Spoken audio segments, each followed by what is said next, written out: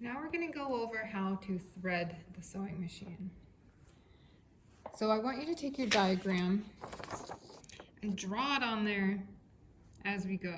It'll give you a rough idea. Of course, it'll be best for you to practice this, do it over and over again until it's muscle memory. You don't have to think about where does it go next. But for now, I want you to draw a spool of thread and then draw the thread across as we go. So step one is to put your spool of thread onto here. This machine has one going horizontal and one going vertical, which can go away, or sometimes you might need two spools of thread, but that's an advanced technique. So you put your spool of thread on there, and then you have to have this guy to hold it on.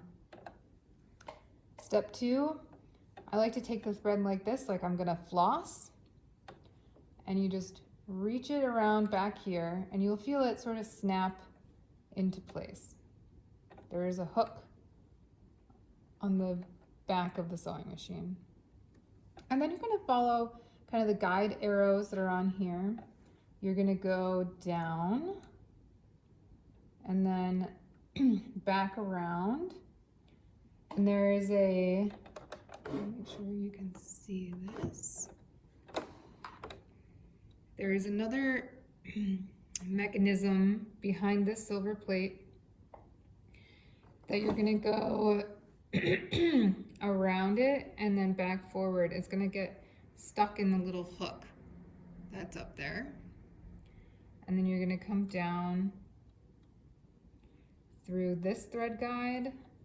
It's just a little thing sticking out to make sure the thread stays behind it. So there's that one, and then there's this one just at the top of the needle. Then you're gonna thread your needle from front to back.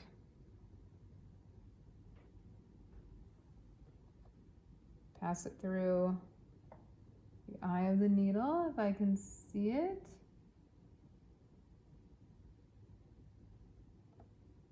I think I need to trim the end of it. Sometimes the thread gets frayed on the end. And so just clipping a new fresh end makes it easier to thread the needle front to back.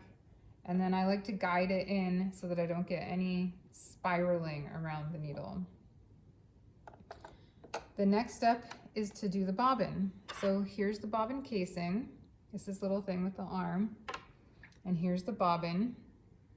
We're gonna take the thread like this, and we're gonna put it into the bobbin casing. So you want the arm to be up and be looking at it. And the bobbin goes in to the casing as though it looks like a number 6. So the thread should be coming off the left-hand side of the bobbin. It goes down and around, up like this, so it spins that way. And so you slip that in there, and then there's a little slit right here that the thread is going to go into. And then you pull it this way so that it comes out the top near the arm. There it is in focus. So pull it up like that. And then you turn it around, face in, arm up, and then you push it in there until you hear it snap. And not just like metal on metal, but really feel it snap. When your presser foot is up, I like to grab the top thread to help it with tension.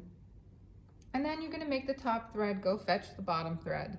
So you grab the hand wheel, do one rotation towards you, and when you pull on this, it has gone down and looped around it. And you can pull it out like this.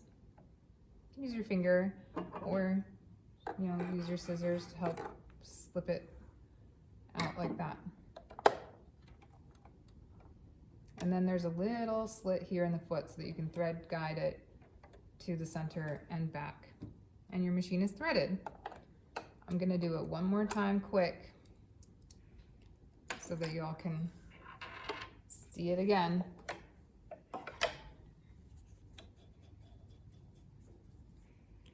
I put my thread, my spool of thread onto the post with my stopper. I floss it behind. I go down, up, down. Thread guide 1, thread guide 2. Thread the needle front to back. And then I put my bobbin in.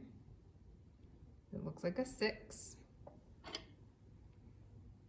Put it into the bobbin casing through that little slit and then up to the top.